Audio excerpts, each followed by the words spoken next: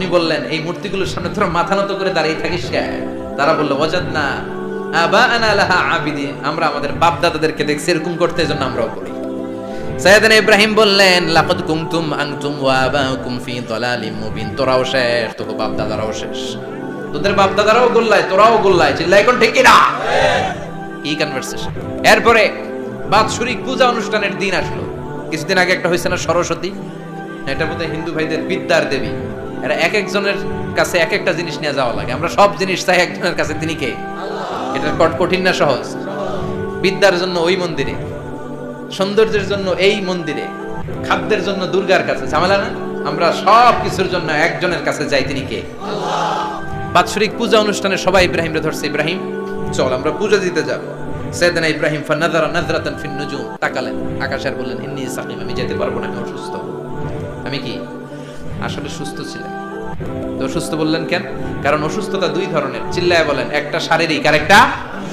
সাইয়েদনা ইব্রাহিম মানসিকভাবে প্রচন্ড বিপর্যস্ত ছিলেন, অসুস্থ ছিলেন। এর কারণ গোটা উম্মাত মূর্তির পূজা করে, এই দৃশ্য দেখে কোনো নবী মানসিকভাবে সুস্থ থাকতে পারে না।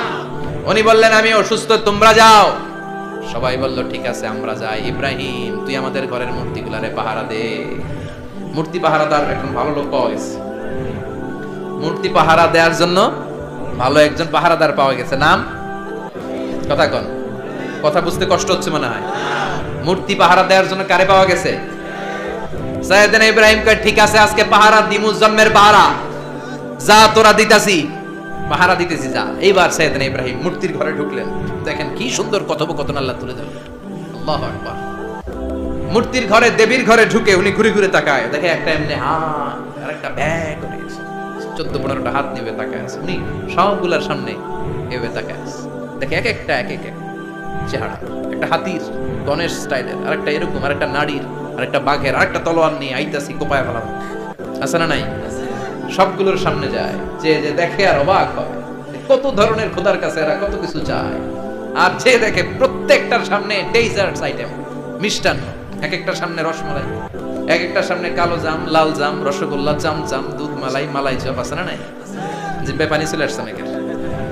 তো সাইয়েদনা ইব্রাহিম অবাক, কি রে এত মূর্তি, এত ডিজাইন, এত ভাবে এরা অঙ্গভঙ্গি করে আছে, এত খাবার দেয়া, খায় না কেন? সাইয়েদনা ইব্রাহিম ভাবলেন মনে হয় নাগাল পাই না, আমি একটু তুইলা ধরি। উনি রসমালাইয়ের বাটিটা নিয়ে যেটা হা করে আছে ওইটার সামনে যায়, কয় খা। কি কয়? বানাই কইতেছি মনে হয়। ফারাগা ইলা আলিহাতিম, মূর্তিগুলোর কাছে গেলেন, ফাকালা আলা তাকুলুন, খাবি না? খাবি না ডারে আমি কিছু খা, কোরআন থেকে বলছে, ঠিক কি না? উনি ভাবলেন ওরা হয়তো খেতে পারে না, নাগাল পাচ্ছে না, কিংবা আমারে দেখে লজ্জা পাচ্ছে। নিজ থেকে রসমালাইয়ের বাটি তুলে ধরলেন, উনি বললেন খা, আর ওগুলা কয় হা হা করে গেছে, নরেও না চলেও না। উনি মুখের সামনে তুলে ধরে বললেন আলা তাকুলুন, খা। সবগুলার সামনে গেলেন, খা খা, কেউ খায় না, ওগুলো হা করে আছে। সাইয়েদনা ইব্রাহিম বললেন খা, কেউ কথা কয় না। উনি বললেন খাবি না কেন? তাইলে কথা কও। এই যে কষ্ট করে উড়াইলি, মুখের সামনে দিলাম, খাবি না কেন? কথা বল। আলা তাকুলুন, খাবি না কেন? কথা বল। মালাকুম লা তাতাকাল্লামুন, খাবি না কেন? মালাকুম লা তানতিকুন, হয় খা নয় কথা কও। বলতেই লাগলেন খা খা, প্রত্যেকটা মূর্তির সামনে গেলেন, খা, ওগুলা করে আছে হা, কোনো কথা কয় না। কয় কেন খাবি না? তাহলে কথা কও। খায়ও না, কথাও কয় না। আপনার ছেলে বায়না ধরছে আব্বা চানাচুর খাবো। কি খাবো? চানাচুর কিনে দিলেন, এই নে চানাচুর। এখন চানাচুর খায় না। কিরে বাপ খাবি না কেন? কথাও কয় না। খায়ও না, কথাও কয় না। এখন বাকি আছে কোনটা? কথা কর। ফারাগা আলাইহিম দারবাম বিল ইয়ামিন, ডান হাতে কোপানো শুরু করলেন। ইচ্ছা মতো ঘুষি কিল মারতে মারতে মূর্তিগুলার সাইজ। ফারাগা আলাইহিম দারবাম বিল ইয়ামিন, এক একটা নবীর হাতে জান্নাতি শক্তি দিয়েছে কে? আল্লাহ। খা নাইলে কথা ক, খায় না, কথাও কয় না, বাকি আছে। মাইর মারতে শুরু করলেন, মারতে মারতে সব শেষ। তারপরে খুঁজে পেলেন একটা কুড়াল। কি পেলেন? কুড়াল দিয়ে মারতে আরো সুবিধা, খালি এটা এভাবে মারে, ওইভাবে মারে। মারতে মারতে যতগুলো মূর্তি ছিল সবগুলো মেরে বড় মূর্তিটার গায়ে মারতে যাবে, ইন দা মিনটেন স্টপ, না এটারে মারো না। ফাজআলাহুম জুদাদান, সবগুলারে টুকরা টুকরা, ইল্লা কাবীর আল্লাহুম, বড়টা ছাড়া ওইটারে রেখে দিলেন। আর বুদ্ধি করে কুড়ালটারে বড়টার কাঁধে ঝুলাইয়া দিলে, বড় মূর্তিটার কাঁধের মধ্যে ঝুলাইয়া দিলেন। ঘটনাটা সুন্দর হয়েছে না? এখন কেমন যেন মনে হয় এটা কুপাইয়া দাঁড়া রয়েছে বাপের বেটার মতো। বড় পূজার শেষ, পূজার দিনক্ষণ শেষ, বিকেল বেলা পূজা মণ্ডপ থেকে সব এসে দেখে সর্বনাশ। পাহারাদার ইব্রাহিম কই, আনতা ফাআলতা হাযা বিআলিহাতিনা ইয়া ইব্রাহিম। ইব্রাহিম সর্বনাশ কে কইছে? তুই কইছত নি? কই আইনো বড়টাই কইছে, ওইটারে জিজ্ঞেস করো। বাল ফাআলাহু কাবীরুহুম হাযা ফাসআলুহুম ইন কানু ইয়ানতিকুন। কোরআন থেকে বলছি, আমি করি নাই। ওই দেখ কুড়ালটা কার কান্দে, বড়টার কান্দে, ওইটারে জিগা। সবাইকে খাইছে। সবাই বলে, ইব্রাহিম তুমি কি জানো না এগুলো কথা বলে না?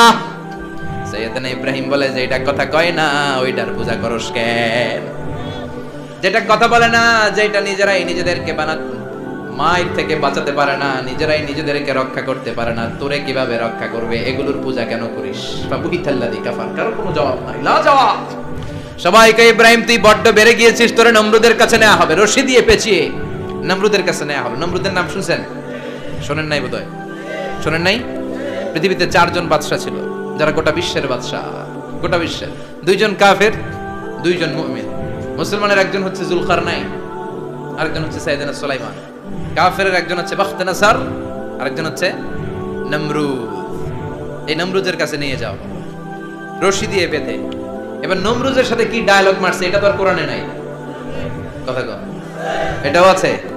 নমরুদ বলে, ইব্রাহিম শুনলাম তুমি নাকি আমাদের খোদাগুলোরে মারছো, তুমি নাকি কোন আল্লাহর ইবাদত করো, তুমি নাকি কোন নতুন রবের তথ্য নিয়ে আমাদের বাবেল নগরীতে আগমন করেছো। আমি ছাড়া কোনো খোদা আছে বলে তো আমি শুনি নাই। এই বাবেল নগরীতে আমি ছাড়া কোনো খোদা আছে আজকে নতুন শুনলাম। কে তোমার খোদা? কি তার পাওয়া? এবার ডায়ালগ মারা শুরু করলেন সাইয়েদনা ইব্রাহিম। সাইয়েদনা ইব্রাহিম বললেন, রব্বি আল্লাযী ইউহয়ী ওয়া ইউমীত। আমার রব এমন রব যিনি জীবন দেয় আবার মরণও দেয়। জীবন দেয় কে? মরণ দেয় কে? নমরুদ বলে, তাই তোমার আল্লাহ জীবন দেয় মরণ দেয়? আনা উহয়ী ওয়া উমীত। এবার নমরুদ ডায়ালগ মারতেছে, খালি ডায়ালগ। আনা উহয়ী ওয়া উমীত, আমিও তো জীবন দেই, আমিও তো মরণ দেই। সাইয়েদনা ইব্রাহিম বললেন, তুমিও যদি আমার আল্লাহর মতো জীবন দাও মরণ দাও তাইলে দেখাও। নমরুদ জেলখানা থেকে 2 জন ফাঁসির আসামিকে ধরে আনে। ধরে এনে একটা ধারালো ছুরি নিয়ে প্রথম আসামির পেটের ভিতরে ধা করে ছুরিটা ভরে দিয়েছে। ফিনকি দিয়ে রক্ত ছুটলো। লোকটা ছটফট ছটফট ছটফট করতে করতে দুনিয়া থেকে বিদায়। এবার পেট থেকে ছুরিটা বের করে দ্বিতীয় আসামির পেটের মধ্যে ঢুকাতে যাবে ধা করে। In the meantime stop, ঢুকায় নাই। পেটে ঢুকাইতে যাও, ঢুকায় নাই। ইব্রাহিম এই যে দেখো, তোমার সামনে প্রথম লোকটারে আমি জীবন মৃত্যু দিলাম, আর এটারে মৃত্যুর পথ থেকে বাঁচাই এটারে আমি জীবন দিলাম। প্রথমটারে দিলাম জীবন, পরেরটারে দিলাম, প্রথমটারে দিলাম মরণ, পরেরটারে দিলাম জীবন। তোমার রব যে যেরকম করে জীবন দেয় আর মৃত্যু দেয়, আমিও জীবন দেই, আমিও মৃত্যু দেই। চিল্লায় পড়ে নাউযুবিল্লাহ। সাইয়েদনা ইব্রাহিম বিপদে পড়ে গেলেন। তাই তো, আসলেই তো প্রথম লোকটারে মৃত্যু দিল, তাই নাই? কথা কন, ছুরি মেরে রক্ত বের করে ওরে মৃত্যু দেয় নাই? পরের লোকটারও একই ভাবে মৃত্যু দিতে যে সেখান থেকে বাঁচিয়ে জীবন দিল। ভেজাল আছে না নাই? এবার সাইয়েদনা ইব্রাহিম বলে, ফাইন্নাল্লাহা ইয়াতি বিশ-শামসি মিনাল মাশরিকি ফাআতি বিহা মিনাল মাগরিবি ফাবুহিতাল্লাযী কাফার। সাইয়েদনা ইব্রাহিম বললেন, বুঝলাম তুমি আমার আল্লাহর মতো জীবন দাও, বুঝলাম তুমি আমার আল্লাহর মতো মরণ দাও, কিন্তু নমরুদ খেয়াল করে শোনো, আমার আল্লাহ প্রতিদিন সকাল বেলায় পূব আকাশ থেকে জল জলে সূর্যটা উঠায়। তোমার যদি এরকম কোন ক্ষমতা থাকে, তুমি আগামীকাল সকাল থেকে পূর্ব দিক থেকে সূর্য না উঠিয়ে পশ্চিম দিক থেকে সূর্যটা উঠাও। ফাবুহিতাল্লাযী কাফার। এবার ধরা গেছে। এবার জায়গার মধ্যে ধরা, একবারে স্টপ, লা জবাব। নমরুদের মুখে কোনো জবাব নাই। এবার নমরুদের মেজাজ নরম নাকি গরম? কথা কন। গরম মেজাজ নিয়ে কয়, হাররিকু, এটারে আগুনে জ্বালা, এটারে আগুনে ফেল। নমরুদ বুঝে নাই যে আগুনের মালিক কে। বিশাল আগুনের কুণ্ডলি পাকিয়ে সাইয়েদনা ইব্রাহিমকে আগুনের মধ্যে ফেলে দেয়া হলো। হাতের মধ্যে রশি, পায়ের মধ্যে রশি, সারা দেহের মধ্যে রশি পেঁচিয়ে আগুনের কুণ্ডলিতে ফেলে দেয়া হলো। মুহূর্তের মধ্যে আগুনের প্রজ্বলন শক্তি ওই রশিগুলোকে জ্বালিয়ে পুড়িয়ে সারখার করে দেয়, কিন্তু সাইয়েদনা ইব্রাহিমের দেহের একটা পশমও জ্বালায় না। যে রশি দিয়ে টাইট করে পাচ্ছে, ওনার দেহের সাথে লাগানো টাচ করা রশি, ওই রশি জ্বলে যায়, কিন্তু সাইয়েদনা ইব্রাহিমের পশম জ্বলে না। চিল্লায় পড়েন আল্লাহু আকবার। আপনার জীবনের শ্রেষ্ঠ সময় নাকি এটা? সবচেয়ে আরামসে নাকি কাটিয়েছে এই আগুনের কুণ্ডুলের ভেতরে। চিল্লায় পড়েন আল্লাহু আকবার।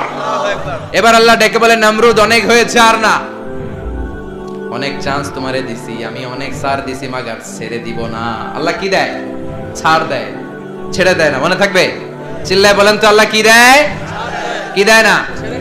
নমরুদরে এতক্ষণ ধরে কি দিছে, কিন্তু কি আল্লাহ ছেড়ে দিবে? কথা বলেন। আল্লাহ বলে, তোরে মারতে আমার কামান লাগবে না, গোলা লাগবে না, ফেরেশতা লাগবে না, তলোয়ার লাগবে না, নমরুদ তোরে মারবো আমি ল্যাংড়া মশা দিয়া। ফাআরসালাল্লাহু তাআলা বাউদা, আল বাউদাতু জুনদুম মিন জুনুদিল্লাহ। এই মশাগুলো আল্লাহর সৈনিক। কথা কন।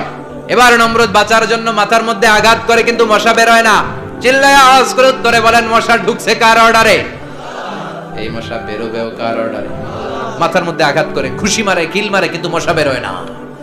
এবার আশেপাশের যারা আছে খাদেম খুদ্দাম কয়, তোরাও ঘুষি মার। খাদেম খুদ্দাম মনে মনে কয়, আজীবন অনেক মারছস, আজকে আমরা মারুম। সুযোগ পায়া কিলের উপর কিল আর খুশি। আজীবন অনেক কাজ করাইছস আমাদেরকে দিয়ে, অনেক জুলুম করেছিস, আজকে সুযোগ পাইছে মতো মাইরা লই। খাদেম খুদ্দাম ওরাও কিল ঘুষি। ঘুষাইতে ঘুষাইতে চেহারার মানচিত্র পাল্টাই দিছে, মাগার মশা বের হয় না। এই মশা ঢুকছে কারা দেশে? কথা কয়। এই মশাটা যদি বেরোতে হয়, অর্ডার লাগবে একজনের। চিৎকার করে বলেন, চিনি কে? নিজেও মারে, বেরোয় না। খাদেম খুদ্দামরা মাথার মধ্যে কিল খুশি মারে, বেরোয় না। নমরুদ কয়, এবার আমারে জুতা মার। কি মার? আমরা পরি প্লাস্টিকের জুতা, পাটার জুতা, এপেক্সের জুতা, আগে পড়তো খরমের জুতা। খরমের জুতা বানায় কি দিয়া? কথা কন। এবার কাঠের জুতা দিয়া খাদেম খুদ্দামরা মাথার মধ্যে বাড়ি পিটাইতে পিটাইতে মাথাটাকে ফাটিয়ে রক্তাক্ত করে জমিনের মধ্যে নমরুদরে শুইয়ে দিয়েছে। আর আল্লাহর সৈনিক সেই বাউদা মশা নাকের ভেতর থেকে শূন্যে উড়াল মেরেছে। চিল্লায় পড়েন আল্লাহু আকবার। তার মানে এত শক্তিশালী হয়েও, গোটা বিশ্বের রাজা হয়েও নমরুদের ক্ষমতা নমরুদরে বাঁচাতে পারে নাই। চিল্লায় পড়েন ঠিক কিনা?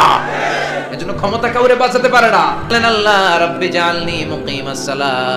আল্লাহ আপনি আমার নামাজ কায়েমকারী বানান। কি কায়েমকারী? তার মানে নামাজ পড়লে সবাই মিলে পড়তে হবে, ঠিক কিনা? নামাজ কায়েমকারী বানান।